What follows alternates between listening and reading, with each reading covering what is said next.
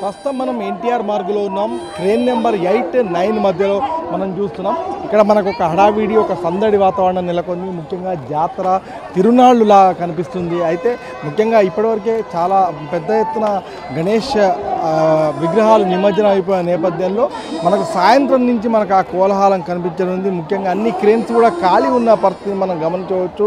సాయంత్రానికి పెద్ద ఎత్తున ఇక్కడికి వినాయకులు వచ్చే అవకాశం ఉంది. అయితే మొత్తంగా ఎన్టీఆర్ మార్గ్ మాత్రం మనకు ఒక జాతర వాతావరణాన్ని మనకు తలపిస్తుంది. ముఖ్యంగా చిరు వ్యాపారులకు కూడా పెద్ద వ్యాపారం అని చెప్పుకోవచ్చు. చాలామంది కూడా ఇక్కడికి వస్తున్నారు.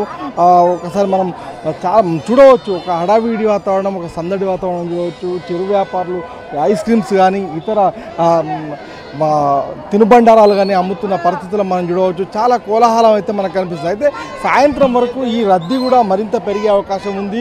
ఉదయం ఏ విధంగానైతే రద్దీ ఉండినో అది మనకు సాయంత్రం 4 గంటల తర్వాత పెరిగే అవకాశం ఉన్నట్టుగా ఇక్కడ అధికారులు అయితే అంచనా వేస్తున్నారు. ఈ క్రమంలో మొత్తంగా ఎక్కడికెక్కడ భారీ సెక్యూరిటీని అయితే ఏర్పాటు చేశారు. ముఖ్యంగా సాయంత్రం తర్వాత గణేష్ నిమజ్జనానికి తరలివచ్చే విగ్రహాల సంఖ్య కూడా భారీగా పెరిగే అవకాశాలు మనకు కనిపిస్తున్నాయి. కెమెరా పర్సన్ సతీష్తో రమణ, సాక్షి టీవీ, హైదరాబాద్. చార్మినార్ పరిసర ప్రాంతాల్లో ఏర్పాటు చేసిన వినాయకుడి ప్రతిమలు కూడా నిమజ్జనానికి ఒక్కొక్కటిగా చేరుకుంటున్నాయి. మత సామరస్యానికి ప్రతీకగా చార్మినార్ పరిసర ప్రాంతాల్లో గణనాథుల శోభాయాత్రలు శాంతియుతంగా కొనసాగుతోంది. మరిన్ని డీటెయిల్స్ మా ప్రతినిధి విఘ్నేష్ అందిస్తారు. విఘ్నేష్, ఖైరతాబాద్ చార్మినార్లో పరిసర ప్రాంతాల్లో గణనాథుల శోభాయాత్ర చాలా శోభాయమానంగా జరుగుతున్నట్టుగా తెలుస్తోంది. డీటెయిల్స్ ఏంటి? చార్మినార్ వద్ద భక్తజన కోలాహలం నెలకొంది. బాలపూర్ చౌరస్తాకు సంబంధించిన బాలపూర్ గణపతి కొద్దిసేపటి క్రితమే ఇక్కడ నుంచి వెళ్ళిపోయాడు. భక్తులు పెద్ద ఎత్తున స్వాగతం పలికారు. ఇటు భాగ్యనగర్ గణేష్ మండలి కూడా ఇక్కడ ఘన స్వాగతం పలికింది బాలపూర్ గణేశునికి. తర్వాత పెద్ద ఎత్తున ఇక్కడ వివిధ ప్రాంతాల నుంచి వస్తున్న గణేశులకు కూడా భాగ్యనగర్ గణేష్ మండలి నుంచి స్వాగతం పలుకుతున్నారు. భక్తులు పెద్ద ఎత్తున ఇక్కడికి చేరుకొని కూడా పెద్ద ఎత్తున తిలకిస్తూ ఉన్నారు.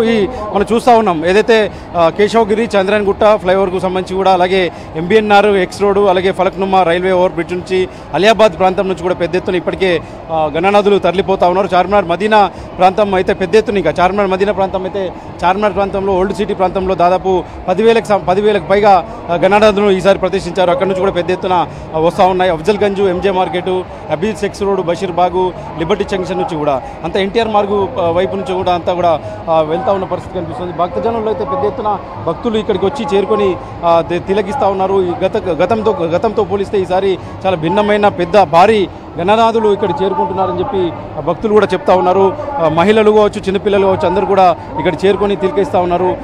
దీంతోపాటు ఏదైతే వినాయక మండలకు సంబంధించి కూడా మనం చూస్తా ఉన్నాం. పెద్ద ఎత్తున లారీల పైన అలంకరించుకొని విద్యుత్ దీపాలతో పాటు పెద్ద ఎత్తున దండలు కావచ్చు, పండ్లతో అలంకరించుకొని తనదైన శైలిలో పెద్ద ఎత్తున గణనాథులను భక్తి శ్రద్ధల మధ్యలో తీసుకెళ్తున్నారు. మనం చూస్తున్నాం పోలీసు బందోబస్తు కూడా ఎంత గట్టిగా ఉందో మనం చూస్తున్నాం. చార్మినార్ వద్ద ప్రాంతం ఎట్లాంటి అవాంఛనీయ సంఘటనలు చోటు చేసుకోకుండా ఉండేందుకు పోలీసులు కూడా భారీగా ఇక్కడికి తరలి వచ్చారు, బందోబస్తు కాస్తా ఉన్నారు.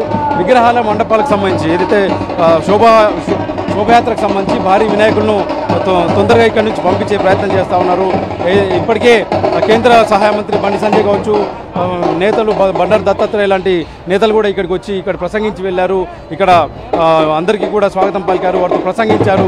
మనం చూస్తూ ఉన్నాం చాలా కోలాహలం నడుమ గణనాథులకు ముందు, లారీల ముందు నృత్యాలు చేస్తున్న మహిళలను చూస్తున్నాం. భక్తి శ్రద్ధలతో ఇక్కడ డ్యాన్సులు చేస్తూ చాలా శోభాయమానంగా ఈ నిమజ్జనానికి తరలి వెళ్తున్న మన భక్తులను చూస్తున్నాం.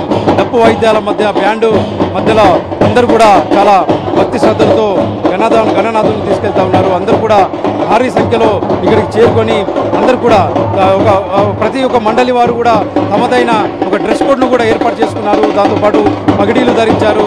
చాలా హిందుత్వకు సంబంధించిన అందరూ కూడా కాషాయ దుస్తులు కావచ్చు, కాషాయ జెండాలు, కాషాయ కండువాలన్నీ కూడా కప్పుకొని నృత్యాలు చేస్తూ చాలా భక్తి శ్రద్ధలతో ముందుకు తల్లుతున్న దృశ్యాలు మనం చూస్తూ ఉన్నాం.